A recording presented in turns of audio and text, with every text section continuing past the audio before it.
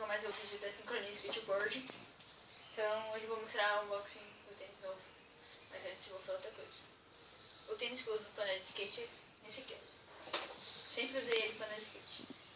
O Rodrigues Citadel. Mostra de frente. Esse aqui, ó. O Rodrigues. Sempre usei ele, só que ele tá fodido, né? Ó, como vocês podem ver. Esse aqui é pra me andar de skate, não tá tão fodidão, né? E o meu novo tênis é esse aqui, ó. Outro Nike SB. Que é bom, né? Mas não é pra me andar de skate, é pra me sair, né? Olha o tamanho, galera. Que é o Portimore. Esse tênis aqui, ó. Portimore. Um tênis Nike SB. É bem bom. Deixa eu pegar aqui de dois par dele. Aí, ó. Acho que é assim, né? Que tem que colocar. Sei lá. Tá bom. Então, esse tênis aqui eu nunca me desfiz com ele só. Eu já usei? Já. Só que não usei ele muitas vezes.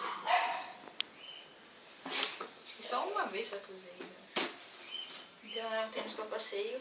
E o Paul Rodrigues, que é o Paul Rodrigues 7 Lunar 1, ele é muito bom para andar de skate porque ele amortece impacto. Então ele é muito bom. Deixa eu mostrar outra parte. É mais fudido que isso aqui. Quer? Aí, tá? Que belezinha. Tá bem aqui embaixo. Mas ainda acho que falta 2 camadas ainda para abrir, então ainda dá para andar, né? Olha aqui. Então, esse daí. Falou, até o próximo vídeo. E fui. Falou. Falhou.